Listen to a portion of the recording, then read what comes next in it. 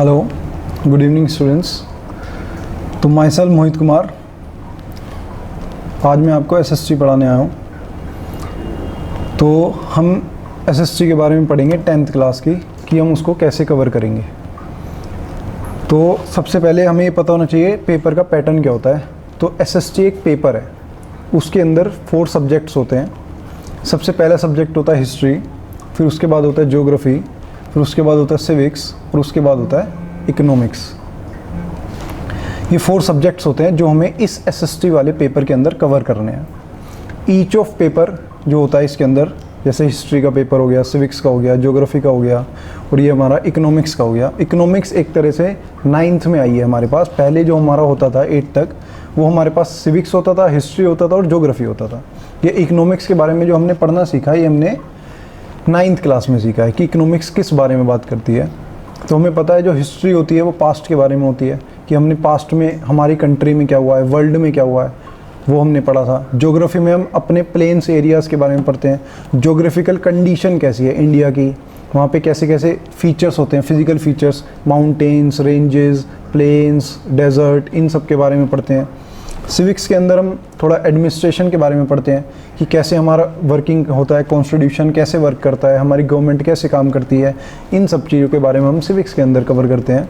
और जो हमारा लास्ट में 4th ऐड हुआ है 9th के अंदर, इकोनॉमिक्स के बारे में हम पढ़ते हैं कैसे कंट्री डेवलपमेंट करती है अपना। और डेवलपमेंट के लिए सबसे इंपॉर्टेंट चीज़ होती है मनी। तो मनी रिलेटेड चीज़ें जो भी होती है हम इकोनॉमिक्स के अंदर पढ़ते हैं। कैसे कैसे सेक्टर से हम पैसे कमाते हैं और उसके बाद उसको डेवलपमेंट करते हैं, जीडीपी होता है, ये सब चीज़ों के बारे में हम इकोनॉमिक्स के बारे में पढ़ते हैं। ठीक है, इकोनॉमिक्स के अंदर पढ़ते हैं। तो इसमें अब सबसे पहले हमें ये पता होना चाहिए कि जो हमारा एसएसटी का एक पेपर होता है वो 80 मार्क्स का पेपर होता है। उसके अंदर 20 मार्क्स जो होते हैं वो स्कूल की तरफ से एडिशनल होते हैं, जो प्रैक्टिकल कह लीजिए या एक्टिविटीज़ कह लीजिए, कुछ भी फाइल सबमिट करना, ये सब वो उस मार्क्स का होता है। पर जो सीबीएसई बोर्ड का जो एग्ज़ाम होता है वो 80 मार्क्स का होता है, जिसके अंदर हमारे पास 3 सेक्शंस होते हैं। सेक्शन 1 जिसको ए कहते हैं, सेक्शन बी, सेक्शन सी, ऐसे डिवाइड किया गया है। जो सेक्शन ए होता है उसके अंदर आपके ऑब्जेक्टिव टाइप क्वेश्चंस हो सकते हैं, या मैचिंग हो सकती हैं, या आपके एमसीक्यूज़ हो सकते हैं ये इस टाइप से, या आपको एक इमेज दे दी गई है, आपको उसको डिस्क्राइब करना है। कुछ भी 1 वर्ड के जो क्वेश्चंस होते हैं वो आपके सेक्शंस ए के अंदर काउंट होते हैं, जो फर्स्ट से लेकर 20 क्वेश्चन तक होते हैं। इसका मतलब ये है कि आपके टोटल जो क्वेश्चन होंगे एसएसटी के एग्ज़ाम में वो आपके 35 क्वेश्चन होंगे। उन 35 क्वेश्चन में जो 1 से लेकर 20 तक क्वेश्चंस हैं वो ओनली 1 मार्क्स क्वेश्चंस हैं ईच, जो आपको सारे के सारे करने पड़ेंगे। उसके बाद जो हमारा आता है वो सेक्शन बी आता है। सेक्शन बी के अंदर आप देखेंगे तो सेक्शन बी के अंदर आपको 21 से 28 तक क्वेश्चन मिलेंगे। इसका मतलब है आपको 8 क्वेश्चन करने पड़ेंगे, जो ईच क्वेश्चन होंगे 3 मार्क्स के। पहले हो गए 1 से 20 1 मार्क्स के, उसके बाद आपको करने पड़ेंगे 21 से 28 तक 8 क्वेश्चन जो कि होंगे 3 मार्क्स के। उसके बाद आप सेक्शन सी पे जाएंगे तो सेक्शन सी में होंगे लॉन्ग क्वेश्चन आंसर।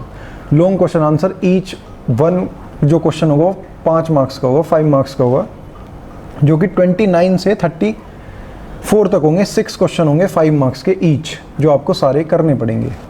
उसके बाद हमारा आता है map based questions. Map based question 2 आते हैं, एक ज्योग्राफी से आता है और एक हिस्ट्री से आता है। तो ज्योग्राफी से जो आता है वो होता है 4 मार्क्स का, और जो हिस्ट्री से आता है वो आता है आपका 2 मार्क्स का। 35A एंड 35B ये क्वेश्चंस होते हैं। तो इसमें जो आपके मार्क्स स्कोर करने वाले होते हैं वो आते हैं आपके 1 वर्ड। अगर आपने चैप्टर ढंग से पढ़ा है, आपके बेस क्लियर है चैप्टर का, तो गारंटेड आपके 1 से लेके 20 तक मार्क्स कहीं नहीं गए। 20 मार्क्स आपके खुद के हो गए, ठीक है, जो आपको स्कूल से मिलने हैं। 80 में से 20 मार्क्स आपने स्कोर कर लिए, ओनली आपने चैप्टर समझा, ना तो कुछ याद करा है ना कुछ नोट्स बनाए, ओनली आपने चैप्टर समझ लिया है, आपके थ्रोली दिमाग में बैठ चुका है चैप्टर की इस चैप्टर में हमने ये चीज़ पढ़ी थी। आपको हिस्ट्री में डेट्स पता होने चाहिए, प्लेस पता होना चाहिए।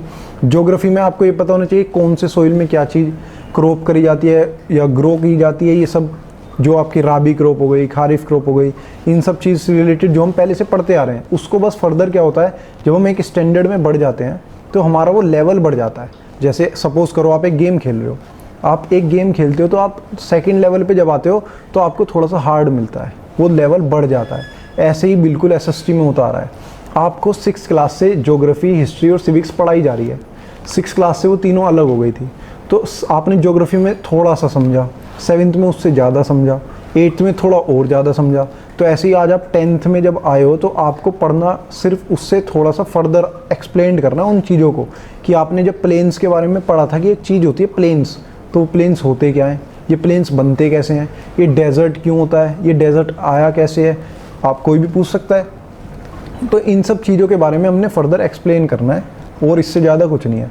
अगर आप ढंग से चीज़ों को समझोगे तो एसएसटी से बेस्ट सब्जेक्ट मैं नहीं मानता कोई होगा। आप साइंस में सब वो होता है एक सिस्टमेटिक वे में सब चीज़ें, जैसे आपने केमिस्ट्री ली, बायो ली, या आपने फिज़िक्स ली, फिज़िक्स में न्यूमेरिकल्स होते हैं, उसमें फॉर्मूलेज होते हैं। केमिस्ट्री में आप देखोगे तो सारी रिएक्शंस होती हैं। बायो में देखोगे तो सारे लिविंग थिंग्स के बारे में, नॉन लिविंग थिंग्स के बारे में, या कुछ इस टाइप से आपको पढ़ना पड़ता है। हर चीज़ एक सिस्टमेटिक वे में होती है। अगर एसएसटी आपको समझनी है तो सबसे पहली चीज़ है आपको इंटरेस्ट डेवलप करना। वो इंटरेस्ट आपका मैं डेवलप कराऊँगा आपको इस प्लेटफॉर्म पे। यहाँ से आपको बाहर की नीड नहीं पड़ेगी, इसकी मैं आपको गारंटी देता हूँ। आपके मार्क्स 95% से अबव आएंगे। एक एक मटेरियल आपको यहाँ पे प्रोवाइड किया जाएगा। सबसे पहले आपको चैप्टर समझाया जाएगा, जो मैं समझाऊंगा आपको। उसके बाद आपको ये बताया जाएगा इस चैप्टर में से किस क्वेश्चंस को कैसे लिखना है और किस टाइप से लिखना है। सबसे मेन चीज़ होती है, आपने चैप्टर समझ लिया, पर आपको ये पता होना चाहिए कि उस क्वेश्चंस को कैसे लिखा जाएगा। अगर आपको क्वेश्चन पता है पर आपको ये समझ नहीं आ रहा मेरे को 5 मार्क्स में उस क्वेश्चन को कैसे रिप्रेजेंट करना है और 2 मार्क्स में कैसे करना है, तो वो थोड़ा डिफ़िकल्ट है। वो चीज़ मैं बताऊंगा आपको कि हमें कैसे एग्ज़ाम के लिए प्रिपेयर होना है, कैसे माइंड को स्ट्रेटेजिक करना है कि हमें ये पेपर ऐसे क्लियर करना है। ठीक है, ये सब चीज़ यहाँ पे बताई जाएगी। आपको हैंड रिटन नोट्स प्रोवाइड किए जाएंगे इसी प्लेटफॉर्म पे। ठीक है, आपको यहाँ से बाहर जाने की ज़रूरत नहीं पड़ेगी, इसकी गारंटी मैं देता हूँ। और इंटरेस्टिंग ना लगे तो मेरा नाम बदल देना। सबसे ज़्यादा इंटरेस्टिंग लगेगा आपको ये सब्जेक्ट। एसएसटी इतना ज़्यादा इंटरेस्टिंग सब्जेक्ट होता है, बहुत ज़्यादा। साइंस पढ़ने में आपको थोड़ा ऐसा लगेगा मैं बोर हो रहा हूँ। अगर एसएसटी समझ में आ गई ना तो सब, इससे ज़्यादा कुछ मज़ा नहीं आएगा पढ़ने में। सीरियसली बता रहा हूँ। मैं भी पहले एसएसटी कम पढ़ता था, पर जब से मैंने बच्चों को पढ़ाना स्टार्ट किया है तो बच्चे खुद इंटरेस्ट लेके मेरे से पढ़ते हैं। अगर मैं आज एसएसटी आपको पढ़ा रहा हूँ तो आप खुद 1-2 दिन बाद खुद सोचोगे कि एसएसटी इतनी ज़्यादा अच्छी भी हो सकती है। बस आपको थोड़ा गाइडेंस की नीड है, वो गाइडेंस मैं प्रोवाइड कराऊंगा। आपको अपने एफर्ट्स करने और मुझे आपको गाइड करना है कि आपको कैसे स्कोर करना है एसएसटी के अंदर। और इस बात की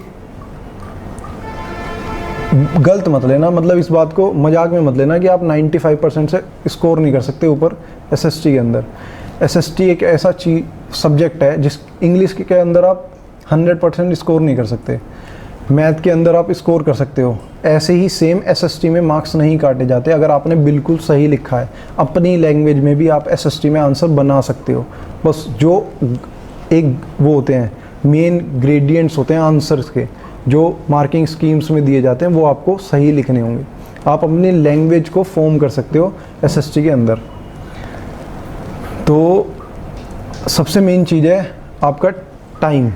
आपको हर चीज़ के लिए एक टाइम देना पड़ता है। आप रोज डेली क्या करते हो, मैथ पढ़ते हो, साइंस पढ़ते हो, मैथ पढ़ते हो, साइंस पढ़ते हो, पर आप एसएसटी कब पढ़ते हो, जब आपका एग्ज़ाम होता है। उससे 1-2 दिन पहले आप एसएसटी को क्या करते हो, रट लेते हो। तो आपको जैसे मैथ और साइंस के लिए टाइम देना पड़ता है, वो चीज़ें आपके माइंड में बैठ जाती है। ऐसे ही आपको सेम एसएसटी में भी टाइम देना पड़ेगा रेगुलरली। आप आधा घंटा 1 घंटा डेली टाइम निकालो एक्स्ट्रा एसएसटी के लिए, तो ही आप इसमें स्कोर कर पाओगे। जब ये एक चीज़ को सिस्टमेटिक वे में पढ़ाना और एक चीज़ को बस ऐसे ही कंप्लीट करना कि कल हमारा एग्ज़ाम है, उसमें थोड़ा डिफरेंस होता है। अगर आप एक चैप्टर को ढंग से पढ़ रहे हो तो सबसे पहले आपको चैप्टर समझ में आना चाहिए। उसके एनसीईआरटी क्वेश्चंस आपके बाय हार्ट पता होने चाहिए कि इस क्वेश्चंस को किस तरह से हमें रिप्रेजेंट करना है। दूसरा, एसएसटी का जो बोर्ड एग्ज़ाम होता है, जैसे आप साइंस के लिए, मैथ के लिए प्रीवियस ईयर क्वेश्चंस करते हो, तो एसएसटी भी बिल्कुल सेम ऐसे ही क्वेश्चंस पे डिपेंड होती है। अगर आप प्रीवियस ईयर क्वेश्चंस को ढंग से नहीं रीड कर रहे हो, उनको नहीं देख रहे हो, पैटर्न कैसे आ रहा है, बोर्ड कैसे किस क्वेश्चंस को मोल्ड कर देती है, ये आपको पता होना चाहिए। जब आप इन चीज़ों में परफेक्ट हो जाओगे, और ये परफेक्ट होने के लिए ही मैं यहाँ पे आपके लिए हूँ कि मैं आपको इस चीज़ में परफेक्ट करूँगा कि आपको कैसे एसएसटी में मार्क्स को स्कोर करना है। और ये मेरी गारंटी है, आप एसएसटी में अच्छे मार्क्स स्कोर करोगे। यहाँ पर आपको बाहर पढ़ने की ज़रूरत नहीं है, आधे से ज़्यादा टॉपिक मैं एसएसटी के यहीं पे क्लियर कर दूंगा। आपको रीड करने की भी ज़रूरत नहीं पड़ेगी, आपको वो बाय हार्ट याद हो जाएगा, वो मैं आपको याद करवाऊँगा। आपको सिर्फ नोट्स रीड करने होंगे जो मैं आपको प्रोवाइड करूँगा, और कोई मटेरियल आपको बाहर से ज़रूरत नहीं है एसएसटी के लिए। 10th क्लास में पूरी प्रीवियस ईयर क्वेश्चंस आपको मिलेंगे, एनसीईआरटी क्वेश्चंस आपको मिलेंगे। दूसरा, यहाँ पे बाय एक एक चीज़ को ढंग से एक्सप्लेन किया जाएगा, पूरे चैप्टर को आपको इंटरेस्ट के साथ पढ़ाया जाएगा, क्योंकि जब तक आपका इंटरेस्ट नहीं बनेगा तो मेरा पढ़ाना वेस्ट है और आपका पढ़ना वेस्ट है। तो इसी इंटरेस्ट को मैं यहाँ पे डेवलप करूँगा, इसकी मैं आपको गारंटी देता हूँ।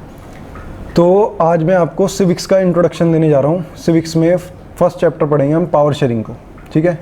तो आपने 9th में पढ़ा था सिविक्स में, सबसे पहले जो हमें पता है, ये पता है कि हमारी जो कंट्री है इंडिया, वो एक डेमोक्रेटिक कंट्री है। डेमोक्रेटिक कंट्री का मतलब होता है कि इसमें पीपल्स का रूल चलता है, ना कि हमारी गवर्नमेंट का। गवर्नमेंट हमने बनाई है, तो इसी वजह से जो गवर्नमेंट को हम कहते हैं ऐसा गवर्नमेंट करती है, ठीक है। ऐसा ही होता है। आप अलग फॉर्म्स ऑफ गवर्नमेंट देख लो, जैसे डिक्टेटरशिप है, मोनार्की है, एरिस्टोक्रेसी है, तो हर चीज़ में ऐसा नहीं होता। एक जो डेमोक्रेटिक टाइप गवर्नमेंट होती है, उसी में पीपल की विश को पूछा जाता है, पीपल की डिमांड को पूछा जाता है कि वो कैसी गवर्नमेंट को चाहते हैं, वो किस टाइप का काम चाहते हैं। ऐसे यहाँ पे होता है हमारी इंडिया की कंट्री में। अगर हमें सही लगता है तो हम क्या करते हैं, उस पर्सन को, जो हमारा रिप्रेजेंटेटिव है, उसको 5 साल बाद दोबारा इलेक्ट करते हैं, जिससे कि वो हमारी बात सुने और हमारे फेवर में काम करे, ठीक है। तो डेमोक्रेटिक गवर्नमेंट को चलाने के लिए मैंने आपको बोला कि मैं आज आपको फर्स्ट चैप्टर पढ़ाऊंगा, पावर शेयरिंग। तो पावर शेयरिंग में हम पढ़ेंगे कि कैसे कैसे पावर को शेयर किया जाता है।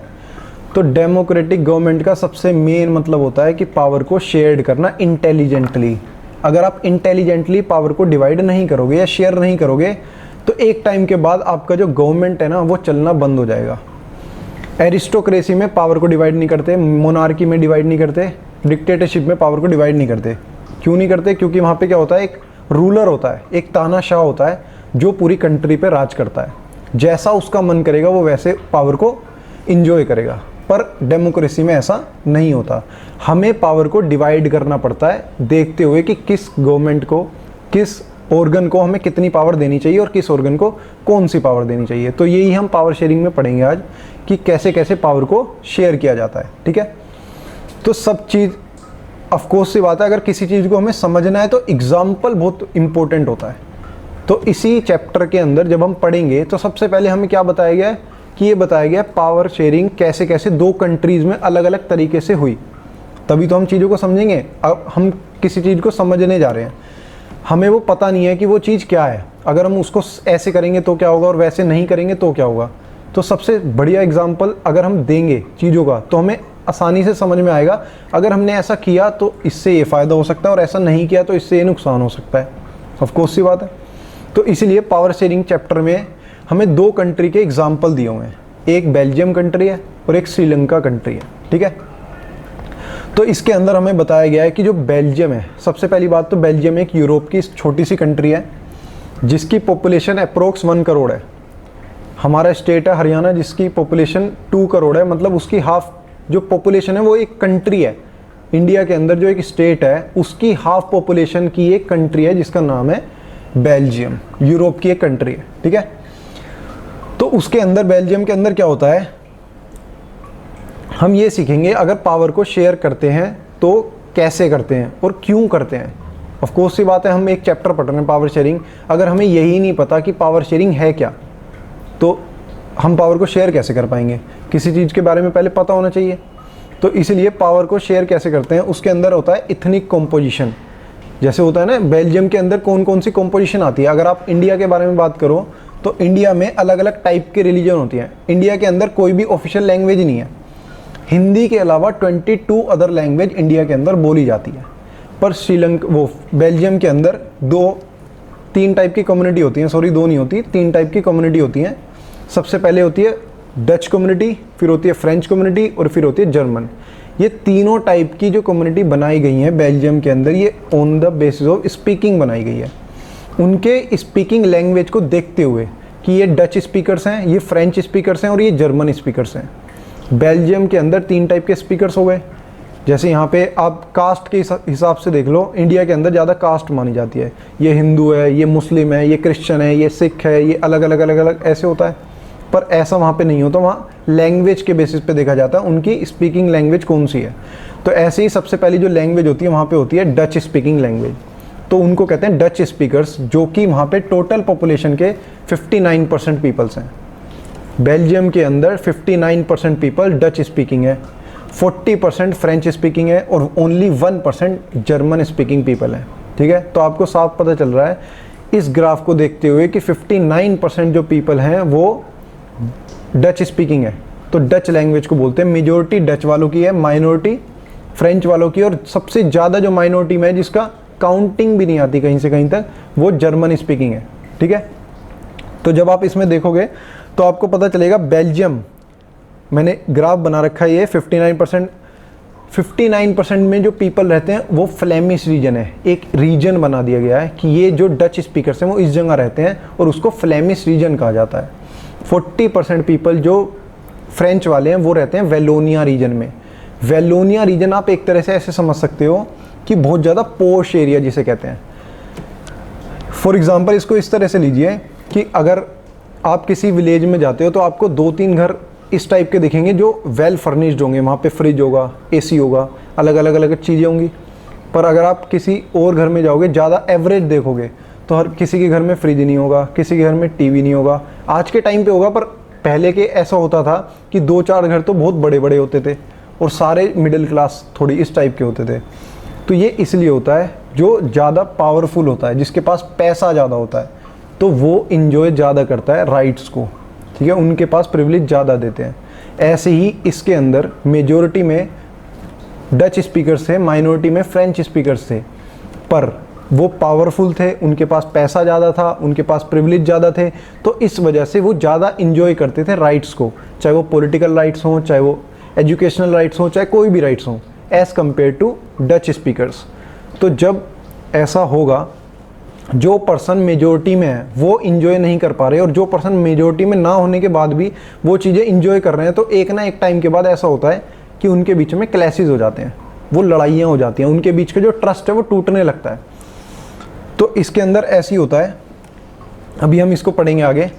तो सबसे पहले हमने पढ़ा कि बेल्जियम क्या है, एक यूरोप की छोटी सी कंट्री है जिसकी पॉपुलेशन क्या है, 1 करोड़ है। जैसे हमारी इंडिया, उसके अंदर एक दिल्ली है। ठीक है, तो ऐसे ही बेल्जियम के अंदर एक कैपिटल सिटी है जिसका नाम है ब्रुसेल्स। ब्रुसेल्स के अंदर और बेल्जियम के अंदर दोनों की जो पॉपुलेशन है वो एकदम अपोजिट है। फॉर एग्जांपल, जैसे मैंने बताया जो फ्रेंच कम्युनिटी पीपल हैं वो बेल्जियम के अंदर माइनॉरिटी में है, पर अगर ब्रुसेल्स में देखा जाए तो फ्रेंच कम्युनिटी मेजॉरिटी में आ जाती है, वो हो जाते हैं 80%। ठीक है, और अगर आप पूरी कंट्री में डच स्पीकर देखोगे तो वो मेजॉरिटी में 59%, पर आप उसको ब्रुसेल्स के अंदर देखोगे तो आपको वो 20% मिलेंगे ओनली। ठीक है, तो दोनों की जो पॉपुलेशन का क्राइटेरिया है वो अपोजिट हो जाता है as compared to city and पूरी कंट्री। ठीक है, उसके बाद in the year between 1950 till 1960 there was a great tension among them. 1950 से और 1960s के बीच में इन दोनों के बीच में बहुत ज़्यादा क्लैशेस होने लगे। क्लैशेस कैसे होने लगे? एजुकेशनल टाइप से। अगर आप एडमिशन लेने जाओ तो प्रेफरेंस दे दी हमने डच वालों को, फ्रेंच वालों को, जो 40% है, क्योंकि उनके पास पावर ज़्यादा है। ऑफकोर्स सी बात है, अगर आप किसी कॉलेज में एडमिशन लेने जा रहे हो, अगर आपके मार्क्स ज़्यादा भी हैं पर as compared to second one जिसके मार्क्स कम भी हैं पर उसकी वहाँ पे बातचीत अच्छी है, तो उसको एडमिशन एकदम मिल जाएगा, आपके मार्क्स को देखा भी नहीं जाएगा, आपकी क्वालिफिकेशन को नहीं देखा जाएगा। तो इस वजह से ज़्यादा प्रिविलेज मिलती थी फ्रेंच वाले को। इसके बीच में वहाँ पे टेंशन्स क्रिएट हो गए 1950 से 1960s में। तो इस टेंशन्स को लेके उन्होंने डिमांड करी, जो वहाँ पे फ्रेंच वाले थे और डच वाले थे, डच वालों ने फ्रेंच वालों से डिमांड करी कि ऐसा नहीं चलेगा, जो प्रिविलेज, जो राइट्स आपको मिलते हैं वो भी हमें मिलने चाहिए, क्योंकि हम मेजॉरिटी में, हमें मेजॉरिटी में होने के बाद भी वो राइट्स नहीं मिल रहे, तो ये सोसाइटी में ऐसा नहीं हो सकता। तो उसके बाद में उन्होंने डिमांड करी, सबसे पहले उन्होंने निकाला Belgium model of power sharing. उन्होंने Belgium model of power sharing ये इसलिए निकाला कि पावर को कैसे शेयर किया जाएगा ये हमारे कॉन्स्टिट्यूशन में प्रिस्क्राइब करेंगे। जो पहले का कॉन्स्टिट्यूशन है वो ढंग से नहीं चल पा रहा, इसी वजह से तो आज लड़ाई हो रही है। तो हम कॉन्स्टिट्यूशन में अमेंडमेंट करते हैं और वहाँ पे लाते हैं accommodation, Belgium accommodation of power sharing. Accommodation कह लीजिए या बेल्जियम मॉडल कह लीजिए, बात एक ही है। एकोमोडेशन का मतलब होता है कि हमें पूरी कंट्री को एक साथ लेके चलना है। हम ये नहीं चाहते कि आप राइट्स हमें दे दो, प्रिविलेज हमें दे दो और खुद ना लो। हम चाहते हैं कि राइट्स हमें भी मिले, प्रिविलेज हमें भी मिले और साथ साथ आपको भी मिले। अगर हमें सोसाइटी का डेवलपमेंट करना है, सबसे पहली बात, जो डेमोक्रेटिक गवर्नमेंट होती है उसका मेन एम होता है माइनॉरिटी को भी लेके चलना। ऐसे नहीं है कि सिर्फ मेजोरिटी को हमें अपलिफ्ट करना है, सोसाइटी में माइनॉरिटी तक सेक्शन को हमें अपलिफ्ट करवाना है। इसीलिए रिजर्वेशन की गई है। जो SC ST में रिजर्वेशन की जाते हैं वो इसलिए तो किया जाता है कि जिससे उन सेक्शंस को हम अपलिफ्ट कर सकें, जनरल कैटेगरी के बराबर ला सकें। तो इसी वजह से उन्होंने ये कहा कि जितने बेल्जियम मॉडल में उन्होंने एक चीज़ गई कि सबसे पहला टॉपिक जो रखा जाएगा वो ये जाएगा कि जितने नंबर ऑफ मिनिस्टर्स आपके सेंट्रल गवर्नमेंट में होंगे उतने ही नंबर ऑफ मिनिस्टर हमारे होंगे। इसका मतलब फ्रेंच मिनिस्टर अगर 2 हैं तो डच मिनिस्टर भी 2 ही होंगे। ऐसा नहीं होना चाहिए कि वहाँ पे 1 होगा और वहाँ पे 2 होंगे, वहाँ बाइलेटरल ऐसा नहीं हो सकता। उसके बाद जो सेकंड पॉइंट रखा उन्होंने, सेकंड पॉइंट में ये बात कही कि कोई भी अगर हमें चेंजेस करने हैं, कॉन्स्टिट्यूशन में करने हैं या कुछ लॉ बनाना है तो वो यूनिलेटरली नहीं हो सकता। यूनिलेटरली का मतलब है कि अगर आपको चेंज करना है तो पहले आपको दोनों गवर्नमेंट से पूछना पड़ेगा। फॉर एग्जांपल, अगर मेरे को कुछ चेंज करना है, मैं फ्रेंच गवर्नमेंट को रिप्रेजेंट कर रहा हूँ, तो पहले मेरे को डच गवर्नमेंट से बात करनी पड़ेगी कि मैं ये लॉ बनाने वाला हूँ या मैं ये निकालना चाहता हूँ सोसाइटी के लिए। अगर आपको सही लगता है तो आप अपनी कंसेंट मुझे दे दीजिए। अगर ऐसे ही डच वाला बना रहा है तो वो पहले फ्रेंच वालों से पूछेगा। तो यूनिलेटरली कुछ भी चेंज नहीं होगा। ये सेकंड बात रखी गई। तीसरी बात उन्होंने कहा कम्युनिटी गवर्नमेंट बनाएंगे हम। कम्युनिटी गवर्नमेंट क्यों बनाएंगे? फ्रेंच कम्युनिटी के लिए फ्रेंच कम्युनिटी गवर्नमेंट बनाएंगे, डच कम्युनिटी के लिए उसकी गवर्नमेंट बनाएंगे और जर्मन कम्युनिटी के लिए उसकी गवर्नमेंट बनाएंगे, जिससे तीनों कम्युनिटी में कोई भी क्लैशेस ना हो।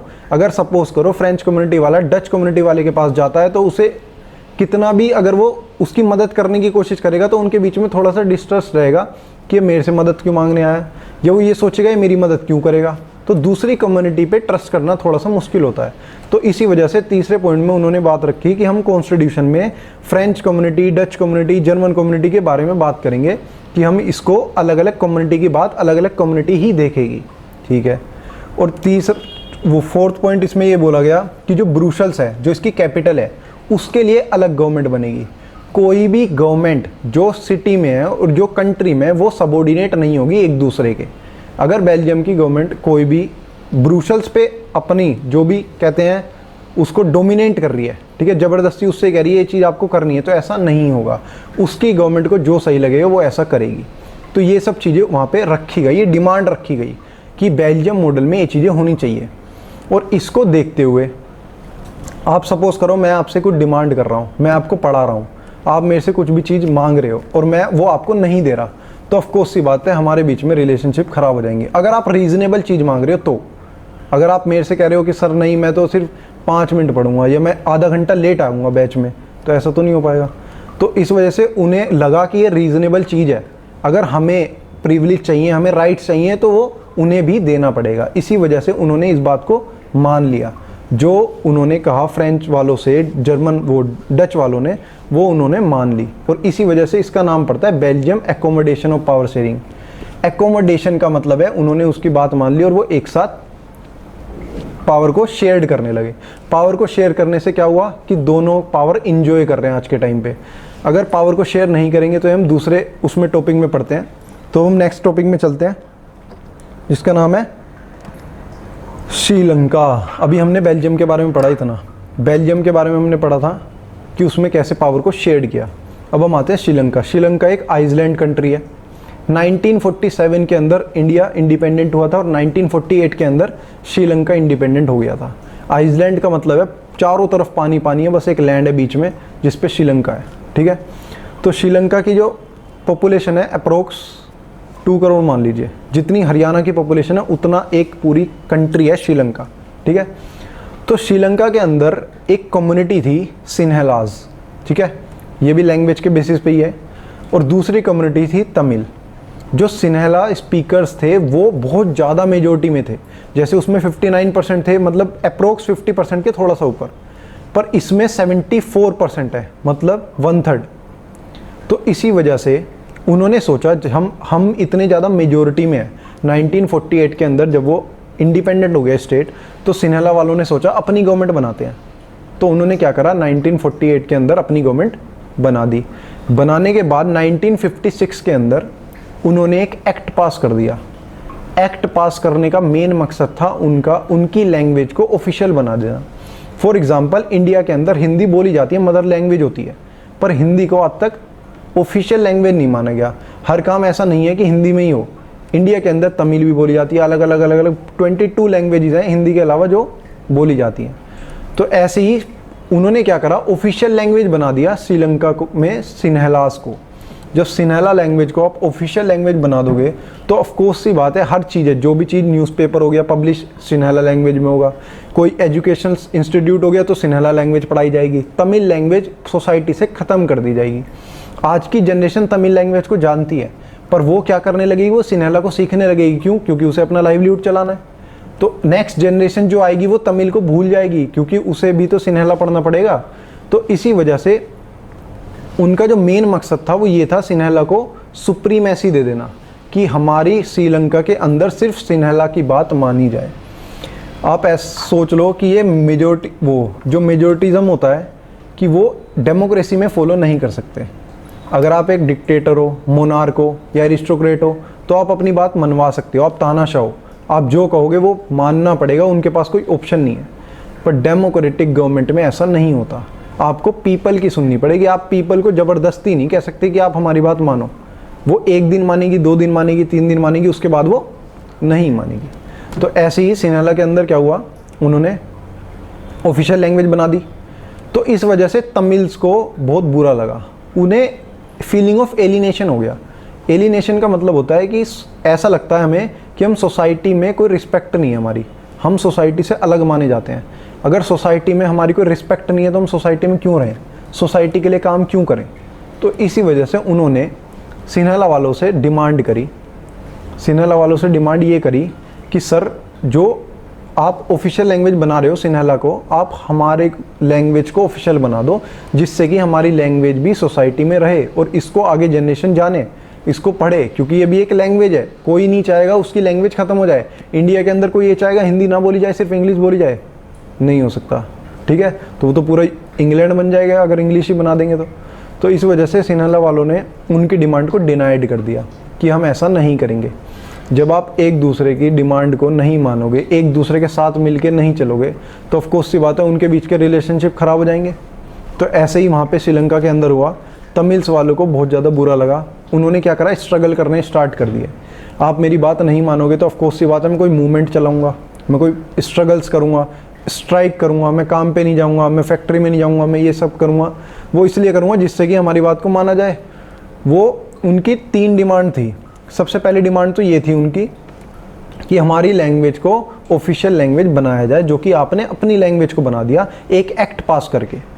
उनका जो कॉन्स्टिट्यूशन था पूरा ऐसा का ऐसा था कि जिसमें सिन्हला के फेवर में लिखी गई है हर चीज़। सपोज ऐसा मान लीजिए कि आपको जो भी अपने बारे में सही लगे आपने वो कॉन्स्टिट्यूशन में लिख दिया, ये बिना सोचे समझे कि जो दूसरी लैंग्वेज है उस पर इस बात का क्या इफेक्ट पड़ेगा। तो तमिल वालों को ये सब चीज़ दिक्कत हो गई। तो इन चीज़ों से फिर क्या हुआ, तमिल वालों ने ये कहा कि जो आपकी रीजनल ऑटोनॉमी है वो हमारी रीजनल ऑटोनॉमी होनी चाहिए, कि हमारे रीजन पे हमारी चलनी चाहिए, ऐसा नहीं होना चाहिए कि वहाँ पर भी आपकी चले। तो उन्होंने वो डिमांड कैंसिल कर दी। दूसरा, आप कोई भी इंस्टीट्यूशनल में चले जाओ, कोई भी कॉलेज में एडमिशन लेने चले जाओ या कहीं पढ़ाने चले जाओ, हर जगह तमिल लैंग्वेज को डिनाइड करते चले गए। आप एजुकेशन पाने जा रहे हो तो आपको एडमिशन नहीं मिलेगा, अगर आप जॉब पाने जा रहे हो तो आपको जॉब नहीं मिलेगी। सिन्हला वालों को ज़्यादा सुप्रीमेसी दे दी गई। जिस चीज़ को एक पीक पॉइंट मिल जाता है, एक टाइम के बाद वो नीचे ज़रूर आता है, ठीक है। तो ऐसे ही सिन्हला वाले जो उन्हें सही लग रहा था कॉन्स्टिट्यूशन में करते जा रहे थे और अपने आप को सुप्रीम बनाते जा रहे थे। तो वो मेजोरिटिज्म अपना रहे थे। उसका मतलब होता है कि आप मेजोरिटी में हो तो जो आपका मन करेगा वो करोगे, माइनॉरिटी को वो सहना पड़ेगा। तो ऐसे ही वहाँ पे चलता रहा। तो इसीलिए इसको कहा जाता है मेजोरिटेरियन गवर्नमेंट। वहाँ पे था एकोमोडेट गवर्नमेंट, यहाँ पे है मेजोरिटेरियन गवर्नमेंट। दोनों में डिफरेंस है। एकोमोडेट क्या करता है, दोनों को एक साथ लेके चलता है। मेजोरिटेरियन क्या कर रहा है, मेजोरिटेरियन कर रहा है कि मैं अपनी जो मेजोरिटी है, अपनी जो सुप्रीमेसी है वो आपके ऊपर थोप रहा हूँ, ठीक है। आपको ज़बरदस्ती उस बात को मानना पड़ेगा। तो ऐसी जब इतना ज़्यादा चलता गया तो एक टाइम के बाद वहाँ पे सिविल वॉर हो गया, कन्फ्लिक्ट्स होने स्टार्ट हो गए, वहाँ पे लड़ाइयाँ हो गई। सिविल वॉर तब होता है जब एक ही कंट्री के सिटीजन्स अलग अलग लड़ने लगते हैं। एक कम्युनिटी दूसरी कम्युनिटी से जब लड़ती है सीरियसली तो उसको सिविल वॉर कहा जाता है, वरना तो वॉर एक कंट्री के दूसरी कंट्री के साथ होता है, जब एक कंट्री दूसरी कंट्री से लड़ती है। तो इसी में आपने देखा कि बेल्जियम के अंदर पावर को शेयर्ड किया, क्यों? वहाँ पे भी क्लैशेस हो रहे थे और श्रीलंका में भी क्लैशेस हुए। वहाँ पे भी प्रिविलेज ज़्यादा मिल रहे थे फ्रेंच वालों को, डच वालों को नहीं मिल रहे थे, मेजोरिटी में होने के बाद भी। तो उन्होंने उनसे जब डिमांड करी तो उनकी डिमांड को माना गया। ऑफ कोर्स सी बात है, वो रीज़नेबल डिमांड थी, तो इस बात को जब माना गया तो वो एक साथ एक पावर शेयरिंग का बेस्ट एग्जाम्पल है कि वहाँ पे पावर शेयरिंग आज तक इतनी अच्छी चल रही है कि कोई कन्फ्लिक्ट, कोई लड़ाई, कोई वायलेंस नहीं होता, क्योंकि वहाँ पे डेवलपमेंट अच्छे से हो रहा है, दोनों सोसाइटी मिलके डेवलपमेंट कर रही है। दूसरा, श्रीलंका के अंदर आप देखोगे वहाँ पे भी दोनों के बीच में क्लैशेस हुए, पर जो मेजोरिटी वाली गवर्नमेंट थी उसने डिमांड मानना बिल्कुल मना कर दिया कि हम डिमांड कोई भी मानेंगे ही नहीं, हमसे सुप्रीम कोई है ही नहीं। इसी वजह से तमिल्स जो थे उन्होंने वहाँ पे फाइट करना स्टार्ट किया, वॉयलेंस करना स्टार्ट किया, और वहाँ पे लड़ाइयाँ हो गई। ना तो वो अपना डेवलपमेंट कर पाए, ना वो तमिल्स का डेवलपमेंट कर पाए, और दोनों ने सिविल वॉर स्टार्ट कर दिया। तो ये दो एग्जाम्पल्स ऐसे हैं जिससे हम समझ सकते हैं अगर हम पावर को ढंग से शेयर करेंगे इंटेलिजेंटली तो हमारी गवर्नमेंट ढंग से चलेगी, हम ढंग से स्मूथली अपने वर्क को कर पाएंगे, एन्जॉयमेंट कर पाएंगे। हमारे जो राइट्स होते हैं हम उसको एंजॉय तभी कर सकते हैं जब हम डेमोक्रेसी में एक सिस्टमेटिक वे में चलेंगे। अगर आप अपनी मनमानी चलाओगे तो आप एक दिन चला सकते हो, 2 दिन चला सकते हो, तीसरे दिन आपको ऐसा हो जाएगा कि ना तो आपकी पावर रहेगी हाथ में और ना उनकी पावर रहेगी हाथ में, क्योंकि ये डिक्टेटरशिप और मोनार्की से बहुत अलग टाइप की गवर्नमेंट है। आपने 9th में पढ़ा है कि डेमोक्रेटिक टाइप गवर्नमेंट जो होती है वो we the people, of the people and by the people होती है। पीपल की बात को मानेंगे तभी गवर्नमेंट चला पाएंगे, वरना तो नहीं चला पाएंगे। तो इसीलिए उसको कहते हैं एकोमोडेट गवर्नमेंट और उसको कहते हैं मेजोरिटेरियन गवर्नमेंट। दोनों में यही डिफरेंस है। उसके बाद एक चीज़ आती है, आपने ये तो पढ़ लिया, पावर शेयरिंग के 2 एग्जाम्पल पढ़े कि भाई पावर शेयरिंग को करेंगे तो क्या फ़ायदा है और पावर शेयरिंग को नहीं करेंगे तो उससे क्या नुकसान हो सकता है। ना तो आपके हाथ में पावर, ना हमारे हाथ में पावर। तो पावर शेयरिंग होता क्या है? तो सिंपली पावर शेयरिंग एक पावर को सिस्टमेटिकली और इंटेलिजेंटली पावर को शेयर्ड करना होता है डिफरेंट ऑर्गन्स में, डिफरेंट लेवल्स में। जैसे आप इसमें पढ़ते हो, हमारे जो इंडिया है उसमें डिफरेंट ऑर्गन्स में भी पावर शेयर होती है और डिफरेंट लेवल्स में भी होती है। 1991 के बाद डिसेंट्रलाइजेशन आया था इंडिया के अंदर।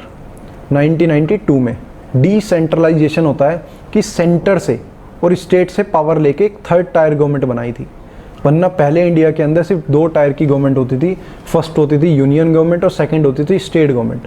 पर 3rd टायर की गवर्नमेंट जो होती थी वो होती थी लोकल गवर्नमेंट, जो म्यूनिसिपल है या पंचायत राज है। ये 1991 के बाद हुआ, जिसके इलेक्शंस रेगुलरली होने लगे, उनके लिए चीफ इलेक्शंस अलग से बिठाया गया।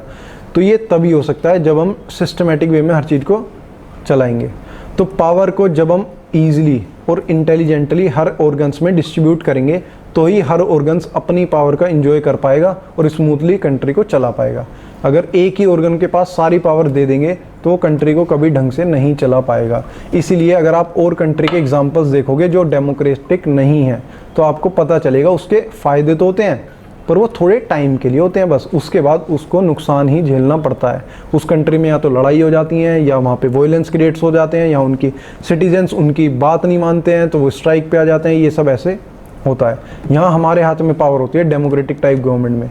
जब भी हम चाहें, अगर हमें लगे कि जो हमारी आज की गवर्नमेंट चल रही है वो हमारा फेवर नहीं कर रही है, हमारे लिए कुछ भी ऐसा नहीं कर रही है, जैसे आप आज के टाइम पे देख रहे हो जो हमारा जीडीपी है बहुत नीचे जा रहा है, माइनस में जा रहा है जीडीपी, वो ग्रोथ नहीं हो रही है। हर सेक्टर से हमारे को पैसा नहीं मिल रहा है, जैसे प्राइमरी, सेकेंडरी, टर्चरी, उनसे जब पैसा नहीं मिल रहा है, हमारी ग्रोथ नहीं हो रही है, सारे बिजनेसमैन घर पे बैठे हैं, उनका काम ढंग से नहीं चल रहा, तो वो क्या करेंगे? अगले साल गवर्नमेंट चेंज कर देंगे, वो वोट किसी और को दे देंगे। तो ये हमारे हाथ में पावर है कि अगर हमें लगेगा ये सही से काम नहीं कर रहा तो हम दूसरे को चूज़ कर लेते हैं।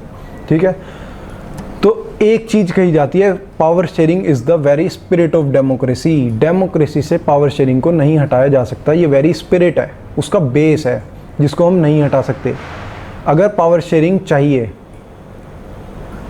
अगर पावर शेयरिंग हम ढंग से करेंगे तो ही डेमोक्रेसी को ढंग से चला पाएंगे। पावर शेयरिंग नहीं करेंगे तो डेमोक्रेसी ढंग से नहीं चल सकती।